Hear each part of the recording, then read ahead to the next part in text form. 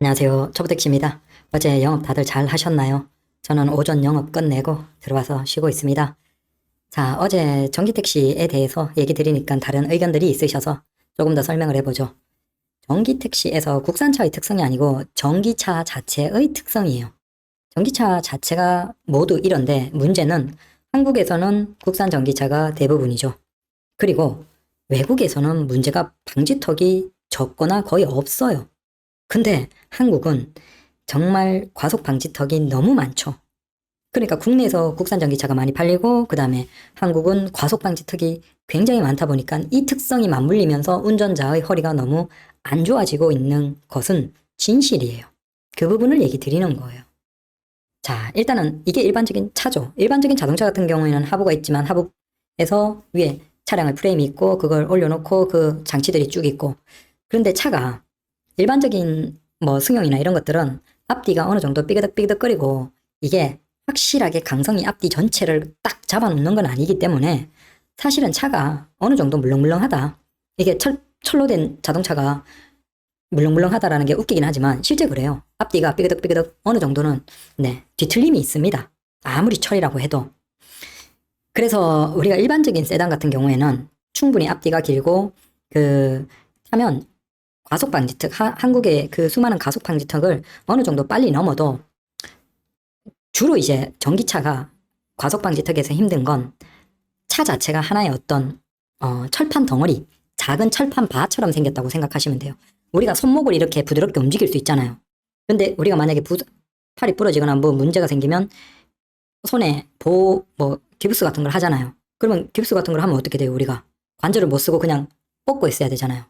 그 상태랑 똑같은 거예요. 전기차는 자, 밑에 이렇게 배터리 팩을 집어넣어요. 근데 그 배터리 팩은 배터리를 보호하기 위해서 완전 쇳덩어리 강판으로 아예 보호막이 쳐져 있어요.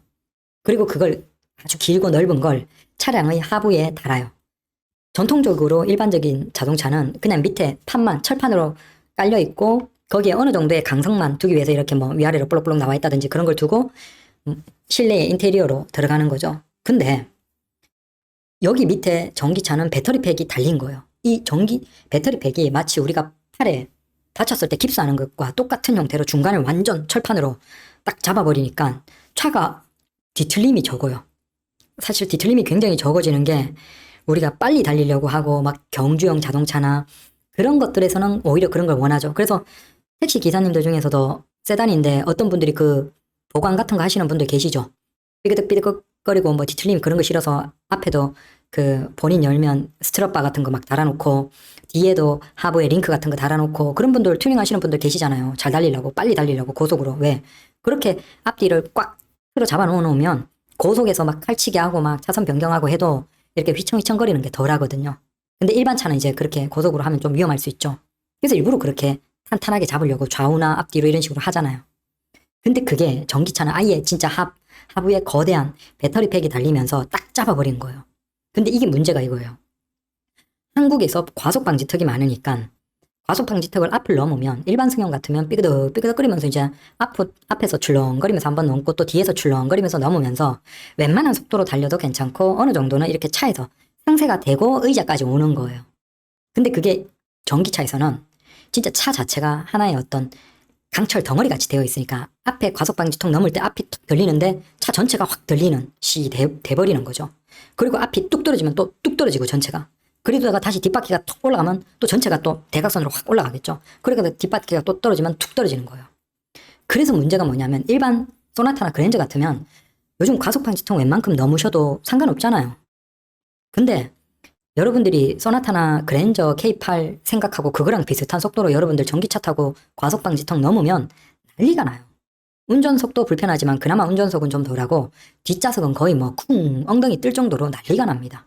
그 정도예요. 그래서 여러분들이 전기차를 사려고 하시는 분들 중에서 허리가 좀 안 좋거나 디스크 수술 하신 분들은 이거 꼭 해보십시오. 절대 자동차 회사에서 시승차 그거 타시면 안 돼요. 그건 여러분들 대부분 좋은 도로, 가까운 영업소의 근처에 좋은 도로만 타요. 근데 우리가 그렇게 좋은 도로만 탈 수 있습니까? 손님이 저기 뭐 어디 산골 가자, 언덕 가자, 저기 뭐 어디, 또 아파트 단지 같은 게 들어가면 요즘에 아파트 단지 안에서 속도 일부러 늦추려고 과속 방지턱도 막 이상하게 날카롭게 대각선으로 해서 너무 아무리 천천히 가도 네, 좀 불쾌할 정도의 그런 과속방지턱 아파트 안에 굉장히 많죠. 근데 우리가 그런 데 가자고 하는데 안 갈 수 있습니까? 네? 우리가, 거기 과속방지턱이 있어서 우리는 거기 못 갑니다. 할 수 있습니까? 그러면 승차 거부인데, 네, 운행 거부되는데, 못 하잖아요. 그게 문제라는 거예요. 우리가 거부할 수 있으면 안 가면 되죠. 한 번만 갔다가 이제 거기에서는 불편한 데 있으면, 여기는 과속방지턱 때문에 안 갑니다. 그렇게 하면 되죠. 그걸 우리가 못 한다는 거예요. 그래서 여러분들이 전기차를 고민하시는 분들 중에서 나이가 드시고 허리 안 좋으신 분들은 꼭 뭘 해봐야 되냐. 여러분들이 주변에 전기차 운행하시는 기사님들한테 뭐 아주 친하신 분들이면 한번 부탁을 해서 그분들 전기차 타고 여러분들 동네에서 과속방지턱 제일 많은 지역 아니면 과속방지턱이 좀 심하게 있는 아파트 단지 있죠. 거길 가서 한번 가보세요. 그리고 거기 가서 여러분들이 기존에 소나타나 그랜저나 K8 타실 거잖아요. 그거 타는 그거 속도 그대로 한번 지나가 보세요. 어떻게 되나. 난리가 나는 거 여러분들 아실 거예요. 네. 근데 그걸 여러분들이 택시로 전기차를 뽑으면 그걸 하루 종일 경험을 해야 돼요. 그걸, 네. 그래서 전기차 운행하시는 기사님들 솔직히 얘기해서 여러분들 다들 과속방지턱 같은 거 넘어갈 때 거의 습관적으로 허리에 힘 딱 주잖아요. 저도 요즘에 거의 본능적으로 허리에 힘을 딱 줘요. 과속방지턱 넘어갈 때 불편하거든요. 등받이에 등 딱 기대고 안 그러면 몸이 쿵 흔들려요. 그러면 또 허리에 부담이 가니까 일부러 그렇게 딱 기대요. 허리에 힘도 딱 주고. 근데 이게 과속방지턱 넘을 때마다 그런다는 거예요. 그게 이제는 습관적으로 돼서 거의 본능적으로 그냥 그것만 나오면 탁탁 그러죠. 전기 택시 타시는 운행하시는 기사님들 솔직히 말해보세요. 다 그러시잖아요. 그리고 그래서 꼭 과속방지턱 많은 곳을 시승해보고 그래도 감소하겠다 그러면 하시고 근데 허리 디스크나 수술하시는 분들은 진짜 고민 잘 하셔야 돼요. 그리고 택시 기사님들 중에서 전기택시 그만두고 다시 가스 하시는 분들 많으시죠? 요즘에 많잖아요. 주변에 돌아보시면 전기택시 그만두고 그랜저나 K8은 뭐 지금 쉽게 뽑을 수 있으니까 그걸로 넘어가시는 기사님들 많으시잖아요. 그분들 왜 넘어갈까요? 그냥 겉으로는 얘기 그렇게 하시죠. 보통 물어보시면 그냥 충전 불편하고 뭐 그래서 요즘에 뭐 빨리 뭐 이상한 사고들도 있고 그래서 뭐 그러시죠. 근데 저도 허리가 약간 불편하니까 저 이거 이제 운행한 지 한 2달 정도밖에 안 됐어요. 근데 허리가 불편하고 습관적으로 과속방지턱 넘을 때마다 배에 허리에 힘주고 막 의자에 일부러 등받이 붙이고 막 그러니까 그렇게 안 하면 너무 불편하거든요. 그래서 그렇게 하면서 저도 이제 눈짓이 기사님들한테 물어보죠. 근데 그냥 물어보면 얘기를 안 하세요. 당연히 내가 허리가 아파서 이거 못하겠어 이런 얘기를 못하죠. 내가 뭐 허리 이상하다고 얘기하는 건데 누가 그런 걸 자기 안 좋은 걸 얘기합니까? 그냥 물어보는데 다 그냥 충전 불편해 그러고 말죠. 근데 제가 어떻게 물어보냐 하면 저도 이제 좀 그러니까 얘기 들어보려고 택시 기사님들 전기택시인데 나이 좀 많은 기사님들 저기 쉬고 계신다 그러면 눈짓이 나도 전기택시잖아요. 그러면 그 근처에 가서 뒤에 세워놓고 기사님 인사하면서 담배 피고 계시면 여쭤보는 거예요. 저 이거 운행한 지 몇 달 안 됐는데 허리가 너무 불편합니다. 혹시 선생님 이거 전기택시 허리 좀 괜찮습니까? 내가 먼저 좀 힘듭니다. 그러면서 물어보면서 먼저 내가 열고 얘기를 하면서 물어보면 꽤 많은 기사님들이 자기도 이거 허리 너무 불편하다고 아니면 어떤 분들은 내 허리 수술했는데 그냥 이거 좋다고 샀는데 고통이라고 지금 고민이라고 이거 계속 해야 되나 그런 분들이 얘기해 주신다니까요. 여러분들이 그걸 여쭤보시라니까요. 그냥 물어보면 안 돼요. 그럼 그냥 물어보는데 뭐 일반 사람들 그냥 뭐 좋아요. 그러고 치우죠. 뭐하고 자세하게 얘기해 줍니까? 근데 먼저 그렇게 제가 그렇게 일부러 넌지시 허리가 너무 안 좋은데 그러면 얘기를 해주세요. 자기들도 안 좋다고. 그래서 여러분들이 주변에 친구차나 그런 거 있으면 꼭 전기택시 한번 경험을 해보세요. 운전을 해보세요. 특히 과속방지턱 많은데 그런 데 다녀보십시오. 그러면 제 얘기가 뭔지 아실 거예요. 근데 그런 과속방지턱을 우리가 하루에 최소 수십 번 이상은 지날 거잖아요. 그럼 그렇게 계속 다니면서 그 피로가 허리에 누적된다 생각해 보십시오. 그게 과연 허리에 좋겠습니까? 절대 좋을 수가 없다니까요. 그래서 그나마 이걸 그래서 전기택시 기사님들 운전석에 넌지시 한번 지나가면서 세워져 있는 거 한번 봐보세요. 뭐 쿠션 해놓은 사람들도 많고 막 그 소파 같이 그거 리무진 시트 해놓은 기사들도 있고 막 그래요. 그나마 그런 거 하고 좀 푹신푹신해져야 좀 덜하니까 그런 거 해놓은 기사님들도 많고 그랬어요. 왜 그렇게 하겠습니까? 왜 일부러 물렁물렁하게 하겠어요? 그리고 전기택시 기사님들 일부러 서스펜션 좀 물렁하게 오히려 하시는 기사님들도 계시잖아요. 네. 연비도 있지만 타이어도 일부러 19인치로 바꾸는 분들, 밑에 인치 오히려 작게 바꾸는 분들도 계시고 왜 그렇겠어요? 그래서 이게 거짓말 같겠지만 여러분들이 실제 한번 타보세요. 아니면 요즘에는 이제 단시간으로 이렇게 빌려서 탈 수 있는 거 있거든요. 쏘카 같은 거. 거기에 전기차가 있어요. 그린카도 그렇고. 그러면 거기에서 전기차 대여해서 택시로 살 수 있는 거 대여해서 여러분들이 소나타 그랜저 몰듯이 동네의 과속방지턱이나 아파트 단지의 과속방지턱 한번 시원하게 지나가 보세요. 여러분들 진짜 깜짝 놀랄 거예요. 그럼 문제가 천천히 가면 되지 않냐? 그게 문제죠. 우리가 개인 자가용이에요? 개인 자가용이면 천천히 다니면 되죠. 어차피 내가 매일 다니는 길이고 여기는 좀 안 좋은 거라면 아니까.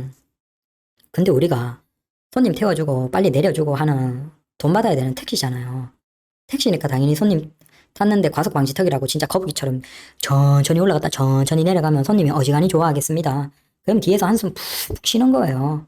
그거 우리 제일 싫어하는 건데 그 손님 뒤에서 과속방지턱 그렇게 넘으면 진짜 한숨 많이 듣습니다. 아니면 뭐 별점 같은 거 평가할 수 있는 앱으로 불렀으면 당연히 별점은 낮아지는 것이고 과속방지턱 있다고 천천히 한번 가보세요. 좋은 소리 듣나. 그러니까 이게 고달프라는 거예요.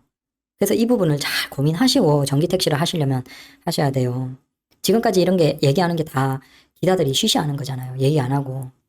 그래서 다 단점만, 장점만 있는 줄 알았는데 막상 운행하면서 보면 전기택시가 단점도 많아요. 그래서 얘기 드리는 거예요. 잘 고민하시고 하셔야 된다. 지금 굳이 그랜저나 뭐 소나타나 K8 같은 거 아직 연식 뭐 충분히 남아있는 분들은 굳이 지금 바꾸실 필요 없고 그거 쭉 타시라. 왜? 가까운 시점에 전기 충전 요금 어떻게 되는지 아십니까? 어떤 민간 사업자는 막 배로 올려버려요. 거짓말 아니고 거의 진짜 배 정도로 막 올려버리는 데도 있어요. 문제는 야, 싼 데 넣으면 되지 않냐? 환경부 거 넣으면 되지 않냐?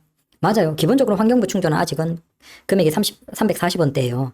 근데 이제는 뭐 400원대도 나오고 그러거든요. 민간 사업자는. 근데 급한데 그걸 내가 환경부 거는 안 되는 경우도 있고 고장나 있는 경우도 있고 어쩔 수 없이 그냥 내가 기존에는 환경부가 340원이면 뭐 이를테면 200 얼마, 190원, 200 얼마 이렇게 할인을 해서 이벤트로 싸게 충전을 했다니까요. 환경부보다 훨씬 싸게. 근데 그런 데가 가입을 위해서 할인해서 이렇게 싸게 해주던 데가 지금 다 오르고 있어요. 전기 요금을 올려서 그런지 다 오르고 있어요. 그러면 이제 웬만큼 싸게 할 수 있는 데가 별로 없어지고 있어요. 다 오르고 있으니까. 그리고 내년 되면 뭐 환경부의 요금도 어떻게 될지 모르죠. 그 기준 가격 조정되면 또 다 오르는 거예요. 그래서 실제 지금 기사님들 예전처럼 많이 할인받아서 제가 한참 50%까지 할인받아서 제일 싸게 넣었을 때가 급속으로 한 190원, 200원 초반이었거든요. 근데 이런 데가 지금 가격을 다 올리고 있어요. 그래서 지금 전기 충전 요금도 지금 엄청 오르고 있어요. 그래서 사실 단점이 굉장히 많아요. 그리고 이게 특히 이제 전기차 특성이 이런데 국산차가 나쁘다는 게 아니고 전기차 특성이 하부가 배터리 팩이 깔리면서 탄탄한데 이게 마침 한국의 수많은 과속 방지턱과 만나니까 불편하고 게다가 우리는 택시이기 때문에 천천히도 못 지나가고 빨리빨리 달려야 되니까 여기에서 이제 허리에 무리가 간다라는 그 얘기를 드리는 거예요. 감사합니다.